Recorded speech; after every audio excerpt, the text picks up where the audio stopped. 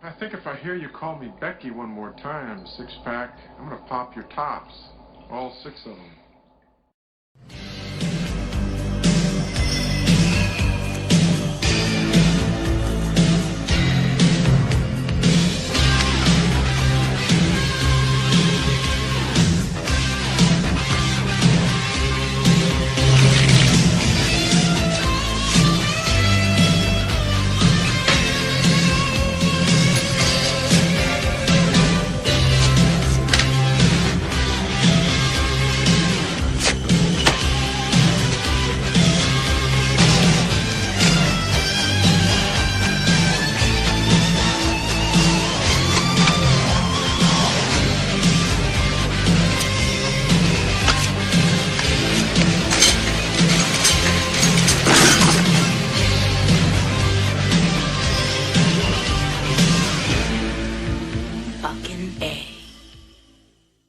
Hey, this is Matt once again. Welcome back to another video. This time I'm reviewing the 2019 film Astra, starring Brad Pitt, Tommy Lee Jones, Donald Sutherland, and I can say that I am so kicking myself that I was not able to see this in the theater. I don't even remember when this came out in theaters. I think at the time either I didn't see much advertising for the film, and I just seemed like there wasn't much talk about the film. Because I had heard about this film, I was curious about it, but sadly I missed it when it was in theaters, and I'm really kicking myself because I really, truly enjoyed this movie. To me, this was a thought-provoking science fiction film, and it was visually beautiful, stunning cinematography, great special effects, a good score, a low-key, but in my opinion, effective performance by Brad Pitt, Tommy Lee Jones, Donald Sutherland is in there a little bit. I thought the cast worked well, and this was a movie that was up my alley. This story of a man played by Brad Pitt who's on this journey through space to find his father, played by Tommy Lee Jones, who's been missing for quite a few years. Tommy Lee Jones' character was on a mission long ago.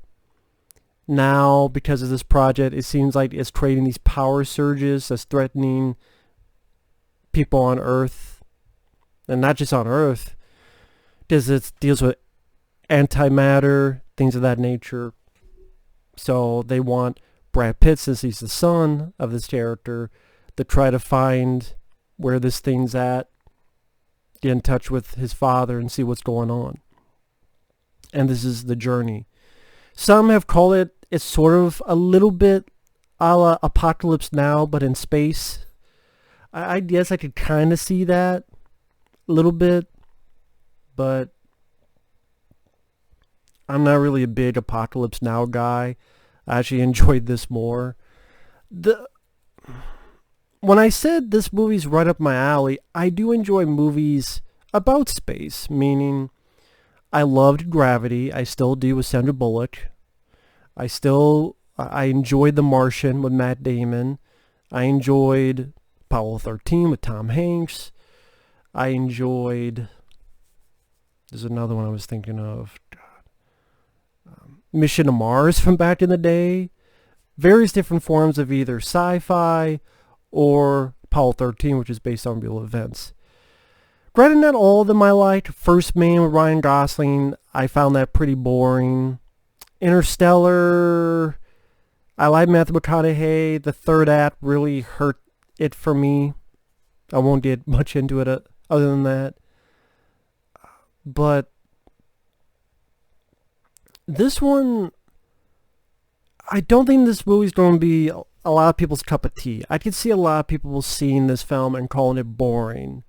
Much a la if someone sees 2001: A Space Odyssey and find it boring.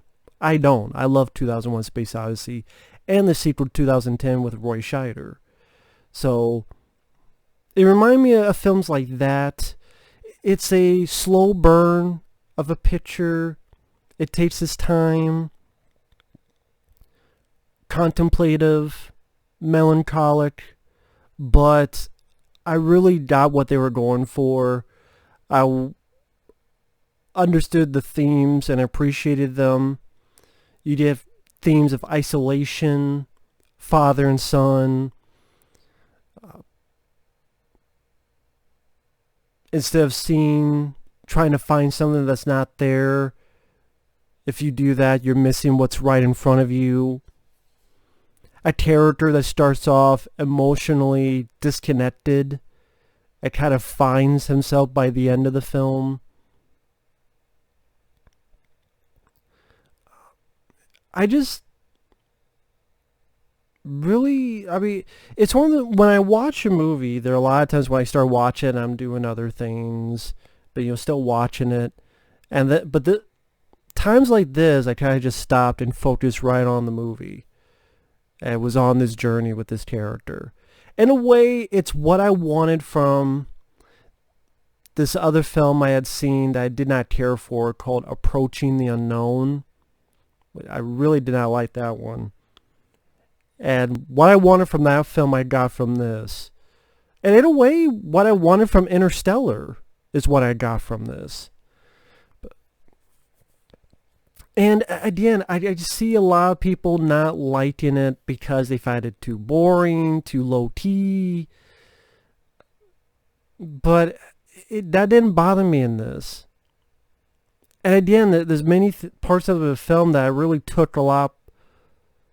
And I think this movie deserves. Because sometimes you go, oh, you're looking too much into this. It's not that kind of movie. I do think this is. That you should take certain things from. And I'm trying not to go into spoilers right now. I will in a little bit, but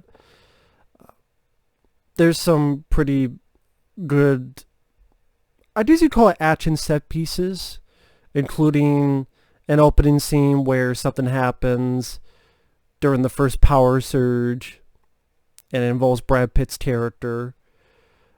Another sequence on the moon dealing with pirates. And not, with a fucking parrot pirates, but bandits, I guess is the best way to put it. And definitely one of the more different, unique, interesting kind of car chases. Considering we've seen that done so many times, it was cool to see a little bit more of a unique take on it. Which, without spoiling, I liked that. One that I did not see coming, which is very out of the blue, and some people I think would laugh at, but it was so off the cuff that it interested me. And I'll get to that. But I liked that it was this journey, and in a weird way, you're with all, how I put it, it seemed as the movie got along, Brad Pitt's character got more and more and more isolated, which was interesting. And I'm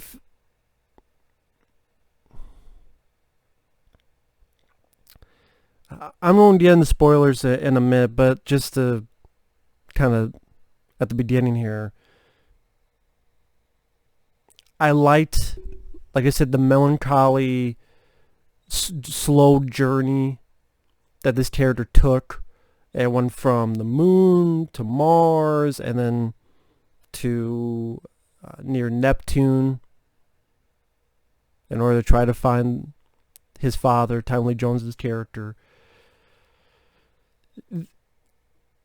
How do I put it? Did not. There is some talk about politics being involved with this movie, or masculinity, or I don't know what the hell they were talking about, because none of that's in this movie. So I don't know if someone was pulling shit out of their ass. There's no SJW, masculine, there's no bullshit of that in this movie. Again, I don't know what the fuck people were smoking when the film, I heard some word on it on the internet. I can't remember exactly. Maybe someone misheard something, blew it out of proportion, or someone got their butt hurt. I just think this is a criminally underrated film. Does not deserve the 6 point something on IMDb. Lower than Rise of Skywalker? Really? lower than, I'm sorry, I know people like this film, Alita Battle Angel, which to me was a movie that had no heart and flashy visuals, I'm sorry, was not enough to save that film for me. This one has better visuals, but I thought a better story, a better heart to it. That's just me. That's why it's hard for me to recommend movies, because we all have different tastes. I mean, hell, the other day, a person wrote that they thought the original Jacob's Ladder was a bad movie with a dumb ending. I 100% disagree, but they have every right to that opinion. Who am I to, without being over the top and being silly and stupid, in all seriousness, everyone has a right to like and dislike any movie they want. So then it bears pointing out, does it really matter to recommend or not recommend a movie if every single person on the planet has a different taste? There's not two people that have the exact same taste on every single movie, unless you're a clone. So I mean, the recommend, don't see it or see it, what does it matter at the end of the day? So I didn't really do that much in the past, and I'm definitely not going to do that in the future. I can only say what I feel about a movie. And again, beautiful visuals, stunning cinematography, some great looking shots in this movie, a score that fit the film like a glove. I like Brad Pitt and Tommy Lee Jones, good acting from them. Again, low key, some people may be put off by that. I wasn't, because I understood in relation to the story they were telling. I like the look. I do enjoy when they do this in sci-fi movies, when they create a world and there's little bits that you take from it. For example, there's a little bit where he's going to the moon and he gets a blanket and a pillow pack, and the stewardess is, $125. And you think, $125 for a blanket and pillow? But this is the future. Or they go to a moon base and you realize they've kind of made into just another tourist attraction. So in the background you see like a little subway food court. Like, that's how you do product placement. It's in the background, you catch it, but it's not in your face like Batman v Superman or some other movies. But I like when they do that in these kind of films, where it really helps encapsulate the world, and the way the moon base looked, the way there's these underground places in Mars. There's these places where you have to calm down, called comfort rooms. Again, I do enjoy when sci-fi films try to build the world that you're viewing for 90 minutes or 2 hours. But to get more into spoilers, I mean, before I get into that, I was saying I love the visuals, the cinematography, the music, the acting, and altogether the story that was being told. But more into spoilers starting now. The way the movie began, where Brad Pitt, his character, is emotionally disconnected. I mean, Liv Tyler's in the film as his wife. She leaves him and he doesn't react. And there's even a point where he's trying to give her a message, and he even mentions how he didn't say anything, and I didn't want you to go. And then he changes his mind. I'd delete the message. So this is a character that, because of either the pain or anger or whatever of his father never coming back to him from those years ago, he doesn't want people to get close to him. There's even a piece of dialogue early on where he doesn't want someone to touch him. he doesn't do anything. He's not a dickhead. It's just there's narration in the film. I thought the narration in this worked. And he says about how he doesn't even want touched. He's a very emotionally disconnected person. And then throughout the film, we kind of see that break more and more emotional as it. So it was a nice character arc, to the point that when he crashes down at the end, there's a guy offering the hand, and he takes it. And I'll give a little bit more as to why there's more to that, and I shouldn't say a little bit. Way I talk, probably 50 minutes later. But I mean, the way it starts, where he's part of this antenna that I believe is not in space, but it's kind of in the outer reaches of the atmosphere. I say that because there's a point where, and the movie, the more I think about it, doesn't tell you this, but you can figure it out, because as they're doing stuff, you can hear sound effects. And you say, well, in a lot of movies they have sound effects in space. No, there's another scene, an action scene that's actually in space on the moon, and the way they do the sound there makes you go, okay, Earth, there's sound effects on purpose to show us, and I'll get to why that matters in a minute.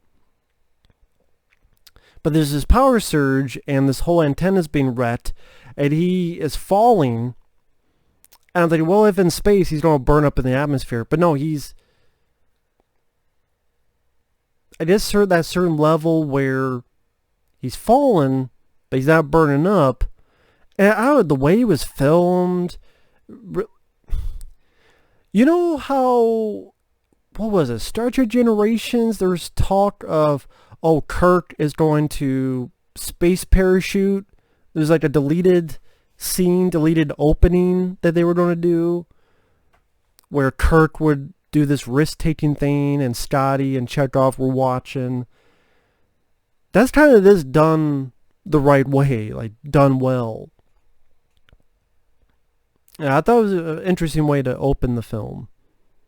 And he's taken to go on this journey, and everyone's always watching him to see what his reactions are, and always checking his psychiatric evaluation to make sure he's emotionally disconnected, and I wouldn't say cold, but in a way emotionless.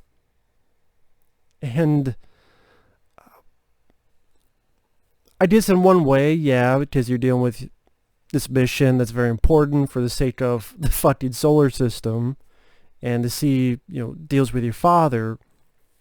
But also kind of maybe this way the society is in this world, where everyone is trying to be emotionally distant. But anyway, Donald Sutherland is there to accompany him for a little bit. Nice to see Donald Sutherland in there. I remember there was a clip I saw of Backdraft 2, I think came out this year, and Donald Sutherland looked horrible in that. But then in this, he looked good. And, he's in it for a little bit, but it was nice to see Donald Sutherland, because he's a solid actor. And they go to the moon, and that's where you get even Brad Pitt in his narrations about how, they turned the moon base into just another place that would have been on Earth. Tourist attraction, or however you want to put it. And here we are, leaving space. We're going to space to leave what's on Earth, and we turn this place into just another piece like it would be on Earth. Sort of the irony of that. And then also how there's, even on the moon, that they're colonizing, there's still battles for resources. So that's how him and Donald Sutherland and then these other guys, they're on these space buggies. And there's space pirates, moon pirates. I know that sounds silly, but it was a really effective action scene. Fun. And I did it just to the lack of sound, which is how it would be in space, and yeah, laser pistols, and I don't know, just the way it was done made it a bit different and unique compared to other car chase scenes. So I appreciated it. I liked that. It was fun.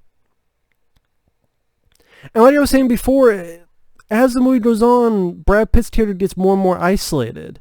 Just after this event, Donald Sutherland, he's having sort of heart palpitations, and he stays behind, so he goes off on his own to Mars. And sort of these crazy things that happen on this journey, like there's a Mayday. He's like, no, we can't stop. This is important. And the people running the shuttle's like, no, we have to check. They check this vessel, this Mayday vessel. Seems like there's no one on board. And then Brad Pitt finds the guy who's with him is standing there like convulsing. What the fuck's going on? It's a fucking test animal.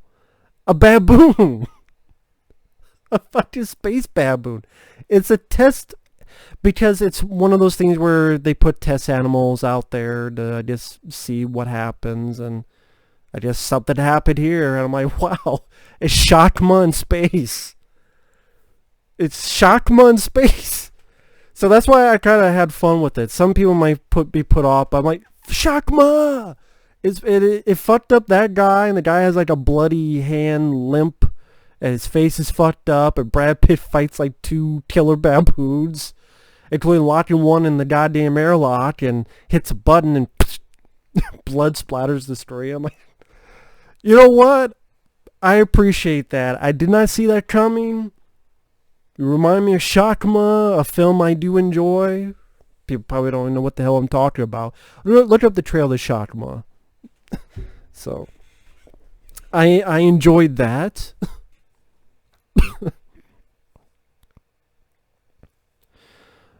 But again, this journey about Brad Pitt's character sort of reconnecting himself to his emotions.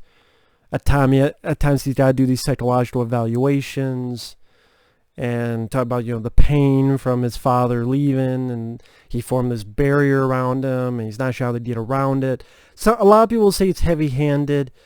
Sometimes I can deal with heavy-handedness, and sometimes I prefer heavy-handedness. Sometimes, yeah, it just depends. It's like everything. It depends on the situation. Here, I found it just fine.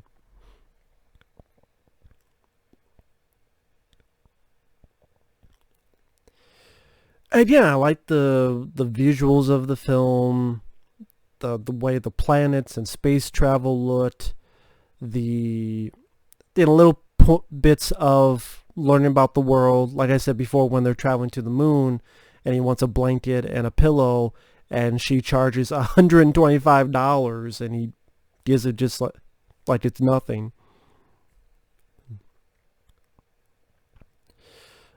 Getting to Mars, the underground, the way they made that look in Mars, the color scheme, especially of red, I enjoyed that. These comfort rooms where there could be waves or different things, I guess, to calm you down, was interesting. And then finding out that his dad was not psychologically there, at least became that way. Because you find out, again, this is spoilers, so this is for people who have seen the film or don't give a shit about being spoiled, that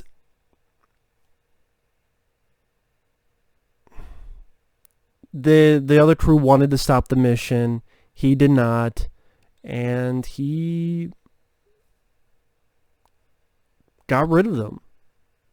In a weird way, is kind of similar to Bruce Dern and Silent Running, where he had a mission, they wanted to stop, he disagreed, cast them out. So Tommy Lee Jones' character reminded me a little bit of the Bruce Dern character in Silent Running, which is another sci-fi film from back in the day, where he's obsessed with his mission that he thinks is the right thing. And of course, this pains Brad Pitt's character, and I felt sorry for his character, finding this out about his dad, who all this time everyone hailed as a hero, and this is what actually happened. And they won't let him keep going because they think he's psychologically incompetent. He's like, he gets some help from someone to sneak onto the shuttle. I like the way that was done because it's sort of go underground and then through this water. Just the way it was shot, I thought this director did a really good job. I think he directed a film called The Lost City of Z, or Lost City of Zen. It's a film I vaguely have heard of, but I don't know too much about. Don't remember what else the guy has done. I think it's James Gray, I believe is the director's name. I can't remember off the top of my head. Should just look it up. I don't want to screw anything up. But anyway, and he tells, hey, I'm not a threat. I'm not a threat. He's calm. He's cool. He's like, I'm not a threat. You guys need me on this mission. I'm his son. You really need... I'm not a threat. And the people like, you must take him out. You must take him out. And I can kind of understand their side because they think, well, he's the guy's son. This is the fate of the solar system. We can't take the chance. Maybe this guy, Brad Pitt's character, is lying. But on the flip side, Brad Pitt, this is serious business. I can help you. You need my help. He's not going to trust you. He's going to trust me. And these guys try to kill Brad Pitt. And you get a fight battle, and sadly the three other guys die from it. And Brad Pitt had no choice.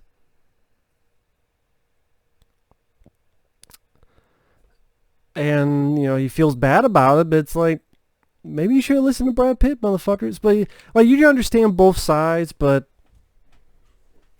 sadly, sometimes that's what happens.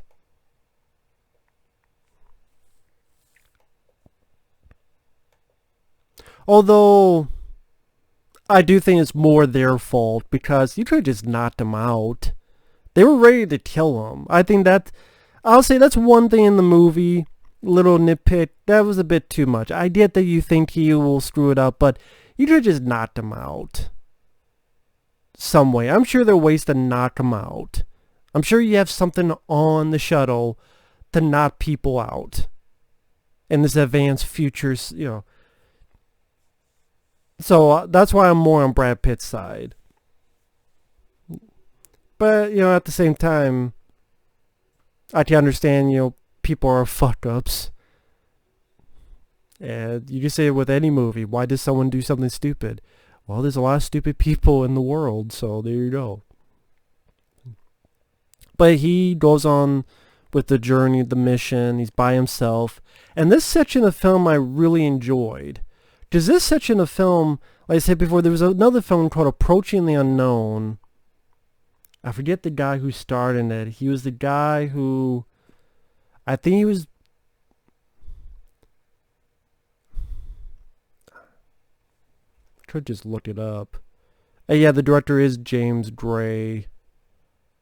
I haven't seen any of the other films he's done. But yeah, there was another film I had seen called Approaching the Unknown. I forget the actor's name who starred in it. Mark Strong. That one was really disappointing. Because I thought, okay, this is a journey and he's by himself. This section is what I wanted from Approaching the Unknown. So what I did not get in that, I got in this section. Where he's on the journey. It's just showing how that experience in that lawn, in 0G, in space,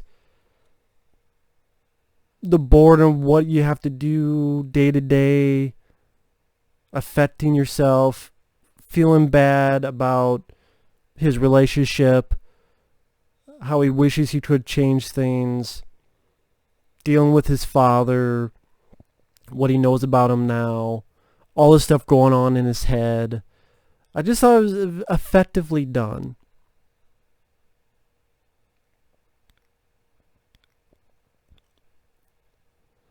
And goes to near Neptune, finds the shuttle, finds his dad. And, Tommy Lee Jones, I wouldn't say you like the character in a way you're not supposed to. In a way, because by this point he's far gone. Brad Pitt still, cares for his dad, despite this is his dad. But you tell this guy's far gone. And he tries to take him back, but one of the big reasons why Tommy Lee Jones snapped is because they sent all this data out. Because the mission was to find extraterrestrial life that were now alone in the universe. And every piece of data that came out said that we are alone. And Tommy Lee Jones' character could not accept that. He's like, we need to keep looking. And the other crew has said, no, this is all these planets we're looking at. There's no life there. So what happens when you find out you're the only species in possibly the universe? Which is a different thing. I can't remember many other movies that went that route. So I found that kind of interesting and different. I know some people say the ending's anticlimactic, but the ending worked for me. Because it was something as simple as they're trying to leave and Tommy Lee Jones struggles with Brad Pitt in space. Because Tommy Lee Jones doesn't want to go back. I viewed it as Tommy Lee Jones, he doesn't want to go back. He even said before, Earth, that's not home to me. Out here is home to me. I never care about you. Never care about, That's how far gone he is. And again, this obsession is his life, is his home. So Brad Pitt literally has to let him go. And this point in the film, again, I know people say it's heavy-handed, but it really spoke to me. He's out there in the middle of space, and he's talking about, why go on? In my mind, thinking, why go on when you find out you're the only species in the universe? And then he sees some light. I don't know what it is. I think maybe it's just like a star or something, But it cascades over the ship near him. And I think it's up to your interpretation. Luck, faith, God, something else. Even if you don't believe, maybe it's something else entirely. A sign, faith, got to have faith. It's whatever you want to interpret it. Which I'm fine with. That's a good way of being ambiguous. Let me put it that way. Unlike Interstellar, where it's like, oh, this is a future us that made this. I'm like, did you really have to explain? That's a point where you could have been ambiguous. Like, this is a point of being ambiguous. That worked better for me than Interstellar did. And what people thought of Interstellar, I think of this movie. I guess that's the best way to put it. And he makes a journey to there, gets something, journeys back to his ship, decides to go home, and this whole thing about,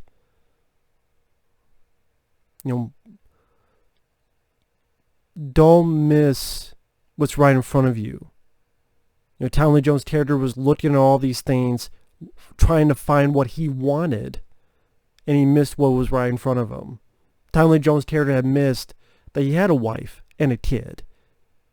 He's looking for life out there, but he had a wife and a kid. He missed what was right in front of him, He was obsessed with something that's not there based on the movie. And Brad Pitt's realization of, wait a minute, I had to have something. Liv Tyler's character. And yeah, you just say it's cliche. I mean, to be honest, is there such a thing as an original idea? You just say no. But the way it was done, I thought was something I haven't seen in a long time. And I'm on the sequels, reboots, requels, prequels, shitty sequels, comic book superhero movies, again, superhero movies, Disney live action films, and all this shit. This is nice to see. And he goes home and he's having a cup of coffee, and there's Liv Tyler, and he smiles, and you know, I'm happy. He does sort of a last psychological evaluation about he's happy, that he's going to live, he's going to love, and you know, that's what really matters. Again, people say, well, that's heavy-handed. You know what? I'm the type of guy that is a sucker for love conquers all stories, and like Shocker. What Story Shocker? What Say Peter Bird? Love conquering all, and you know, the whole stars. You know, if you watched the ending of Shocker, you know what I mean. I'm a sucker for that, and this, you know, I'm a sucker for this as well. And it made me think. It was a feast for the eyes. It was a slow burn, melancholic. Really enjoyed this film and its themes. You know, again, he's on Earth. As the farther he goes, the more isolated he gets. And he realizes, hey, wait a minute, I want to be on Earth. I don't want to be isolated. I want to be with someone, which is Liv Tyler's character. Well, she's not in the film too much. You count on one hand how many times she shows up, so. Which I was fine with. Some people have a problem. I was fine with it. And like I said, the score fit the film very well.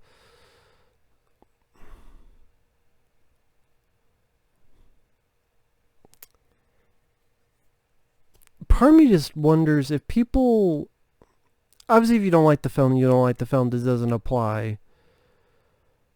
But I can't help but think maybe there's people that just don't want these kind of movies anymore. That they just want another cookie cutter superhero movie, another shitty Star Wars film, which I saw for free. It didn't get my money, but other people saw as they'll make hundreds and hundreds of millions of dollars. And these other films, and I just go, Captain Marvel did not deserve that shit. This film did. Rise of Skywalker, Star Wars, why should I be surprised? Captain Marvel is Marvel, why should I be surprised?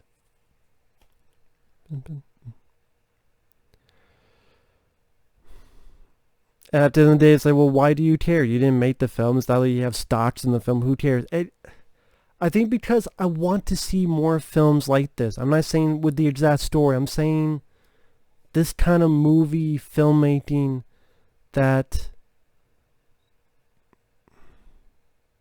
you know, I saw Searching with John Cho and Mandy with Nicolas Cage last year. Now this year is film like this. I still love my popcorn movies. John Wick 3 is my favorite film of 2019. Fun, entertaining popcorn movie. Crawl, enjoy that. Entertaining popcorn movie. But I also enjoy movies like this. And Searching with John Cho and Mandy with Nicolas Cage, and which are three very different films. But the three films I saw the filmmaking. 3 different pieces of filmmaking. And they're all 3 that I appreciate. And all 3 went under the radar. And it sucks.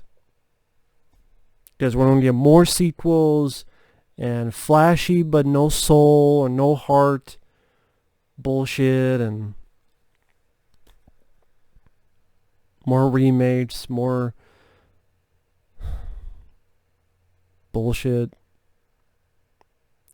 But anyway, I really truly enjoyed this film, really liked it. I will be picking up the Blu-ray whenever I next go up there. I mean, I could say maybe they could have picked a better title. Ad Astra or Ad Astra doesn't really flow as a title. What movie do you want to see? Ad Astra? Now I'll go see. Maybe a different title would have been better. I don't know what title you could have had, but Gravity, Interstellar, those are titles that flow through the mouth more than this. The posters also, I think that's the thing. Maybe it bombed because the advertising. A, I didn't know as much advertising, so I didn't know when the fuck the movie was out. And B, the title and the poster. Like, if you see the poster, it's just Brad Pitt's face. Mainly. There's a lot more you could have done with the poster. There's a lot more you could have done with the marketing, the advertising. So I think the advertising and really let this film down. It truly did. Because I think this film had... It was going to come out and got pushed back and pushed back. Usually that means it's a bad film or there's problems. I didn't see that in this. At all. So... sometimes that's how it goes. But either way, thanks for watching. Take care. And we will see you guys in the next one. This is definitely going to be on my top favorite films of this year. Easily. See you guys later. Bye-bye.